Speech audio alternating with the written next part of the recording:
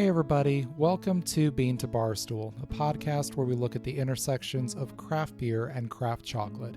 My name is David Nilsson. I'm a full-time beer writer and an advanced cicerone, and the host of Bean to Barstool. In between our upcoming full-length episodes, beginning today, we're going to do some quick bonus episodes looking at the basics of beer ingredients and the brewing process. A lot of this is taken from an episode I released last spring, so you can listen to the whole thing if you want to. I believe it's episode 61, but we're going to break these up into shorter segments. And today, we're going to start out by talking about malt. Malt is a grain, usually barley, but sometimes wheat, rye, oats, or something else, that has been prepared for brewing. I'll explain what that means in just a moment. Malt provides all or almost all of the fermentable sugars for any given beer. It's almost always solely responsible for the color of a beer, and it provides the protein matrix that creates that attractive collar of foam on the top of a fresh pint. It's also what gives a beer an enjoyable texture or mouthfeel and has a significant influence on a beer's flavor and aroma, in some cases providing almost all of the flavor and aroma in a given beer. Simply put, malt influences every single sensory aspect of a beer: appearance, texture, smell, taste, and the love child of smell and taste, flavor. So what does it mean that barley has been malted? It begins with natural processes in a grain of barley that are accelerated by the maltster, the person who turns barley and other grains into malt, and concludes with a variety of ways the maltster then halts those processes. To understand malting, we have to talk about enzymes. When I start to talk about enzymes during a beer event, I can sometimes see attendees begin to check out a bit, because even the word enzyme sounds hopelessly complex and scientifically abstract. In reality, the basic function of any individual enzyme isn't that hard to understand. Enzymes are intricately folded three-dimensional protein molecules that facilitate biochemical processes within an organism. Because of their dynamic role in living processes, it can be easy to think of them as microorganisms themselves, but they aren't alive. They just exist as part of larger organisms.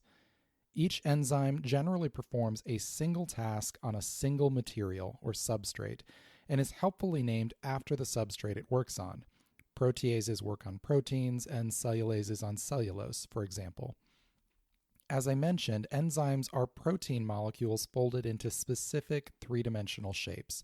That shape allows them to interact with and modify the structure of another substance at the molecular level, but prevents them from interacting with molecules of a different shape. You can think of each type of enzyme as a three-dimensional key that will fit a specific lock, but won't fit another.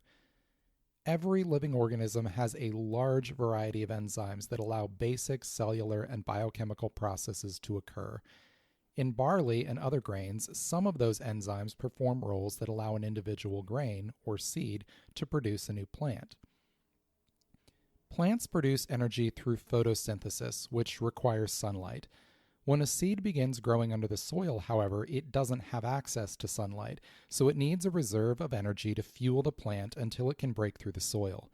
Most of the bulk of a kernel of grain is comprised of carbohydrates that provide that fuel. The seed will ultimately need those in the form of simple sugars in order to use them, but sugars aren't a great long-term storage solution for a variety of reasons, so that fuel is locked up in a complex starch matrix held inside small pockets within the grain's endosperm. It's a stable storage system that can wait for months or even years for the right conditions, and once the right temperature and moisture conditions are met, enzymes are the keys that unlock that storage system. Plant hormones within the grain stimulate the production and release of enzymes that will turn that starch reserve into usable fuel.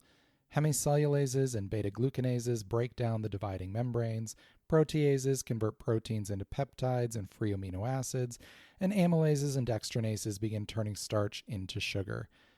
When it comes to producing malt for brewing beer or certain spirits, a maltster manipulates those temperature and moisture conditions to stimulate the development of those enzymes, because we'll need them for the brewing process.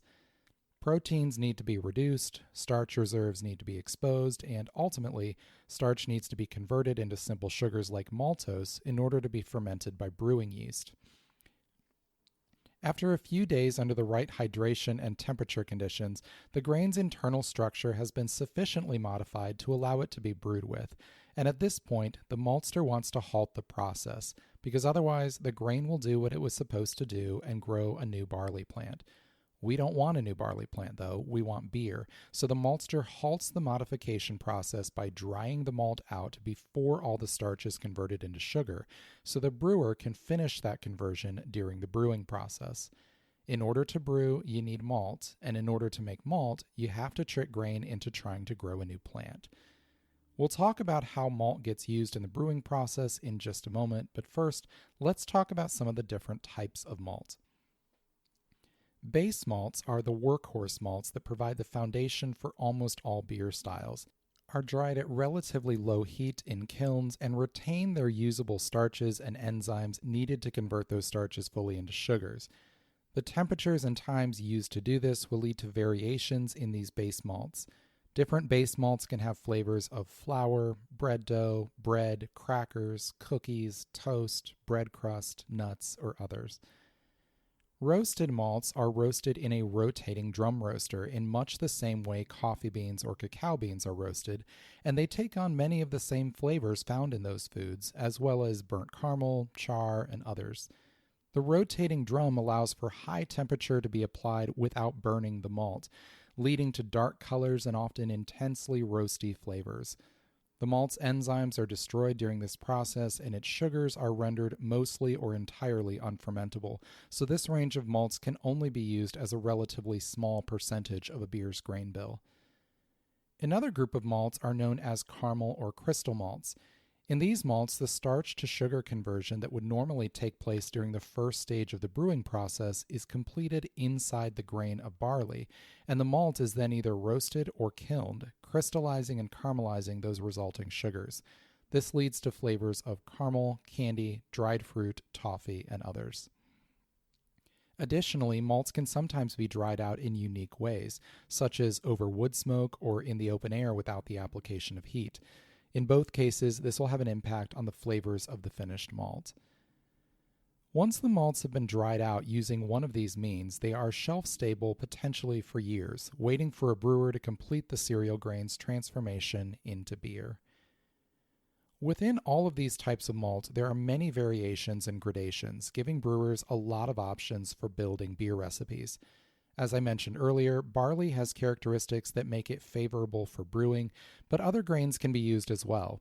Each will contribute its own unique characteristics to a beer, but most are only used as part of a beer's recipe. Even in the case of beer styles named for grains like wheat, rye, or oats, those titular grains make up only a percentage of the overall grist. The rest is usually barley malt.